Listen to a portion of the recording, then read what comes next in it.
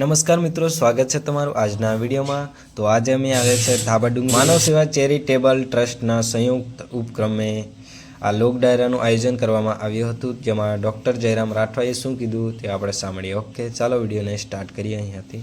મિત્રો, મા કાલીના સાનિધ્યમાં જ્યારે અહીંયા પધારવા માટે ઊભા થયા છે અમે, ત્યારે આપણા વિસ્તારના શૂરવીરો એવા આપણા આદિવાસી માટે બલિદાન આપ્યું છે એવા જોડિયા પરમેશ્વર, રૂપસિંહ નાયક તેમજ ગલાલ નાયક, રાવજી ચિમનભાઈ બારિયાને યાદ કરીને એમના ચરણોમાં પણ મારા જય જોહર અને રામ રામ કરું છું।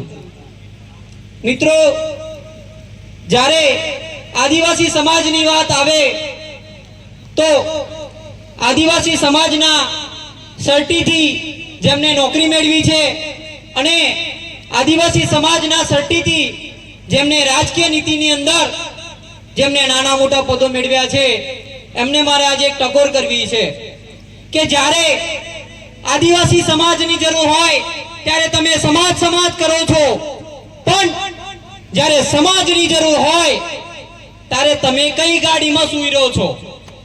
તમે એસી વાળી ગાડીમાં સૂઈ રહ્યો છો। તમારી ઓફિસની અંદર એસીઓ લગાવેલી છે અને તમારા ઘરની અંદર એસી લગાવેલી છે, ત્યાં બે પગ ઊંચા કરીને સૂઈ રહ્યો છો। એટલા માટે આજે મારા યુવાનોને રોડ પર બેસી રહેવાનો વારો પણ આવી રહ્યો છે।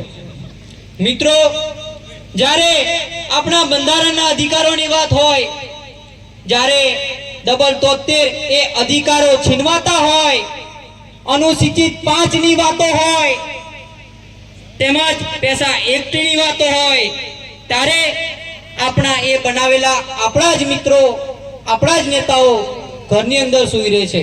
એટલા માટે મિત્રો, તમારે અને મારે હવે જાગવાની જરૂર છે। આપણામાં જે જનૂન, જોશ અને જુસ્સો રહેલો છે, હર હંમેશ માટે આપણા પૂર્વજો પણ સાહસ કરતા આવ્યા છે। એ સાહસને આપણે પણ ઊભું કરીને આપણે શિક્ષણ તરફ વાળવાની જરૂર છે। આપણે હર હંમેશા માટે શિક્ષણ તરફ વળીને એનું ચિંતન કરવાની જરૂર છે કે નહીં R1 બાઇક લઈને ફરવા માટે, કે નહીં ડીજેની અંદર આખી રાત કૂદવા માટે। તમારા મગજની અંદર વાતો ઘૂસતી ના હોય તો તમે ઘુસાડી લો। જો આપણામાં શિક્ષણ નહીં હોય, આપણામાં આવડત નહીં હોય, આપણા વિચારોને આપણે બદલી નહીં શકીએ, તો આપણે આપણા ભવિષ્યને ક્યારે અને આપણા સમાજને સાચી દિશા બતાવી નહીં શકીએ। હમણાં વિજયભાઈએ મારું તીરકામઠું આપીને સ્વાગત કર્યું। હવે આ તીરકામઠાની લડાઈ નથી મિત્રો, હવે બુદ્ધિ અને સ્વાભિમાનની લડાઈ છે। પોતાની અંદર રહેલા જનૂનને જગાડતા શીખો। હવે મિત્રો, ઘણી તરફે ષડયંત્ર કરવામાં આવી રહ્યા છે। ગોધરા વાળો હાલોલમાં ના જાય, હાલોલ વાળો ભોગંબામ ના જાય, ભોગંબા વાળો બારિયામ ના જાય, બારિયા વાળો ભોગંબામ ના આવે। હવે આપણા ભાઈઓને છૂટું પાડવાનું પણ કોઈક લોકો કાવતરું કરી રહ્યા છે, વિચારવાની પણ જરૂર છે। નહીં વિચારો તો આપણો જ ભાઈ આપણાથી છૂટો પડી જશે। આપણા ભાઈને છૂટો પડવા દેવાનો છે? પડવા દેવાનો છે? તો આપણા ભાઈ છૂટો ના પડી જાય એના માટેનું પણ સાહસ આપણે જ કરવાનું છે અને આપણી પોતાની લડાઈ આપણે જાતે જ લડવાની છે। બીજો કોઈ લડવા નથી આવવાનો। એ પણ બુદ્ધિની લડાઈ છે। હવે તીરકામઠાથી નહીં મિત્રો, સુધરી જજો, ચેતી જજો। મોટા આઈફોનો લેવાનું બંધ કરી દેજો। રાતો આખી પ્રકૃતિની પૂજા કરીને આપણા વડીલોએ આજે આપણા વિસ્તારને બચાવી રાખ્યો છે।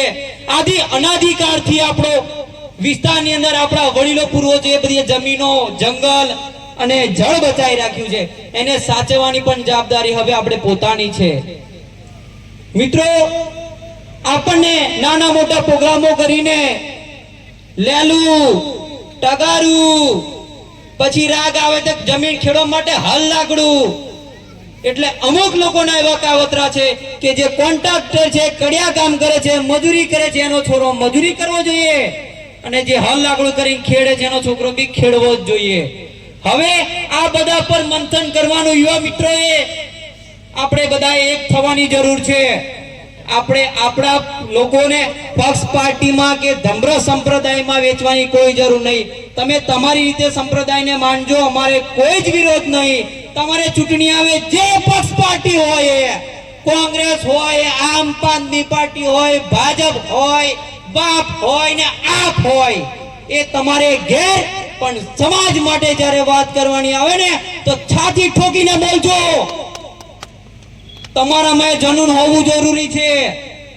પછી પાછળથી કહેતા નહીં કે હવે આપણે પૂરું, એમ હવે આપણે રોડ પર ઝંડા લઈ લઈને ઉભું રહેવાનો વારો ના આવે.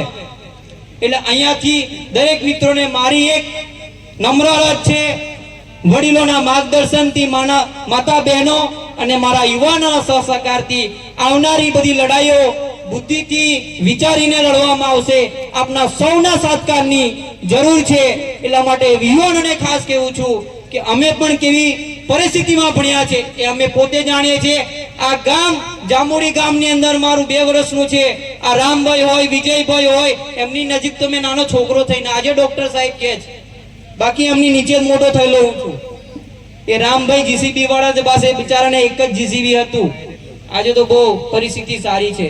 એવી પરિસ્થિતિમાંથી આપણા વિસ્તારના લોકો નીકળે છે, તો તમે કેમ નહીં? એટલે આ બધી ધજાગરા કરવાના બંધ કરી દેજો. આપણે સુધરવાની જરૂર છે.